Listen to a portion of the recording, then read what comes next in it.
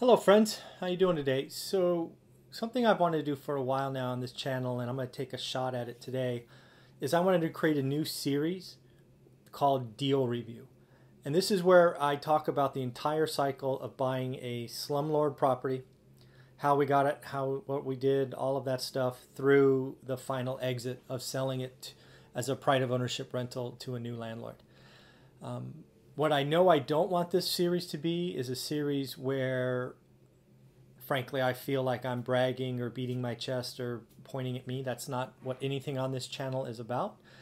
So this is not going to be about spreadsheets and showing you some bottom end profit number or something of that. That's not what I'm about. And frankly, I hope you would find that not to be interesting.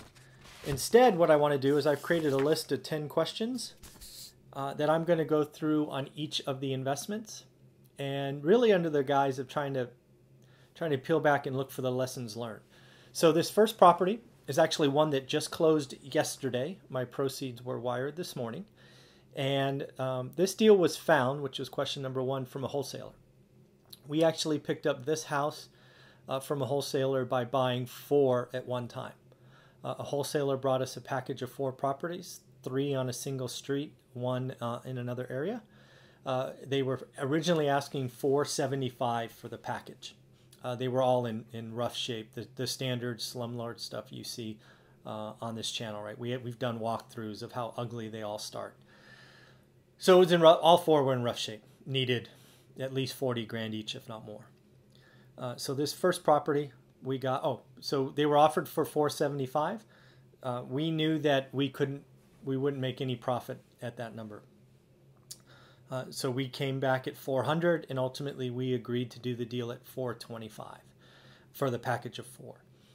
This is important to know because sometimes people feel like you can't negotiate with wholesalers. Nothing could be farther from the truth. You absolutely can. If it is a screaming deal, however, you must realize that it's very easy to go somewhere else because buyers are out there. We felt pretty good about negotiating on this one because, again, they wanted to sell all 4 at one time. And it takes a unique individual to be able to buy that kind of properties and close in 10 days, which we did. So that's how we did. That was the price we negotiated. It would have been a much better deal at $400, but we felt we could make it work at $425. So that's how this property was found. What was the purchase price and negotiation is question number 2. I believe this one we penciled out at $110 because, again, you had to break the $425 down to different properties. So this one we got at $110. It's actually the most expensive of the 4 when you break them all down.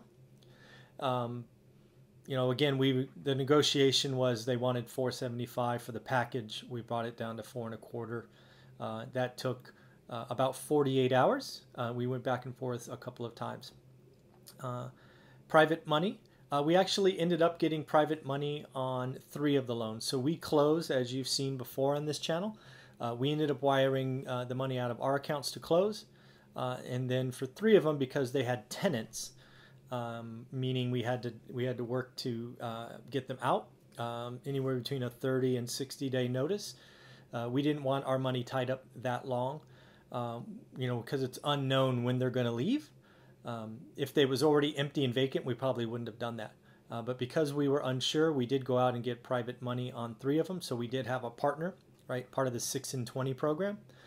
So we went out and secured on this house $110,000 from a friend and family.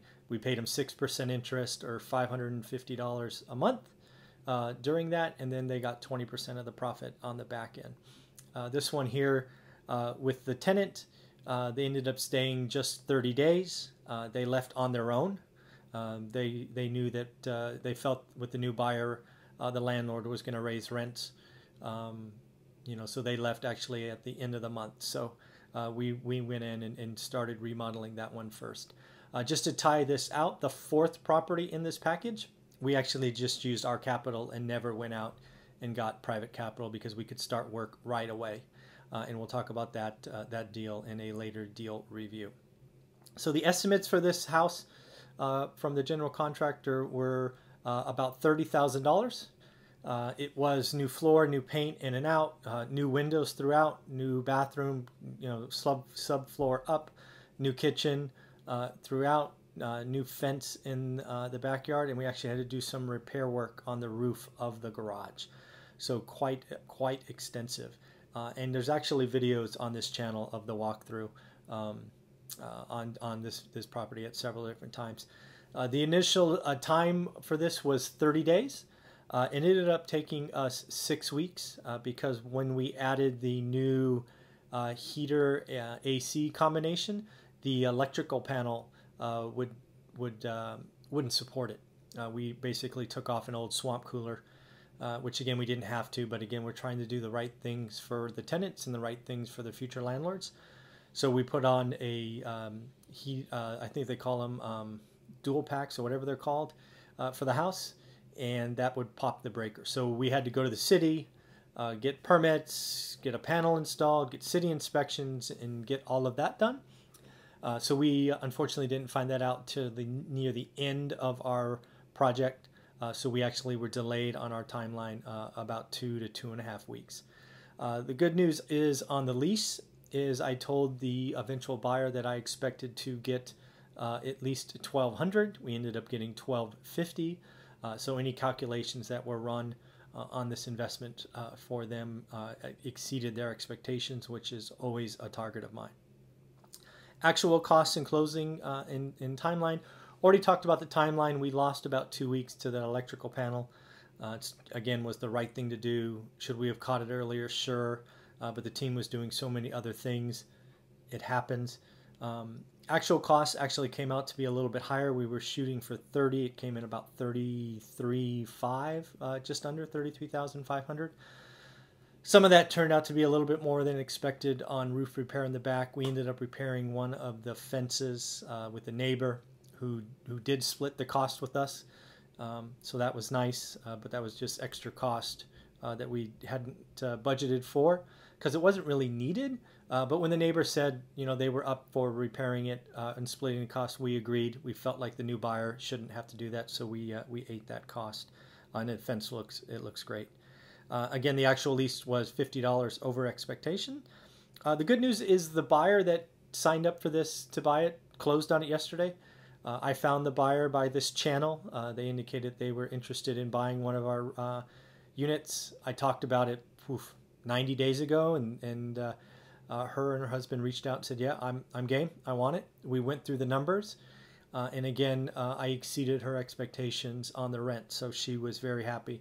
And the price that we agreed to 90 days ago is the price we sold it for, even though I think the value was more than that, but we agreed to sell that. Profit for the private money partner on this, they made $6,000. Again, that does not include their monthly interest payments, which I think were $550 if I remember correctly. So they did quite well. I believe we were in this total duration just over 100 days. Right, buy, tenant leaves, repair, extend for electrical panel, open escrow, go through a full appraisal, inspections, all of that. So we were in this maybe 120 days, something like that. So partner was very happy.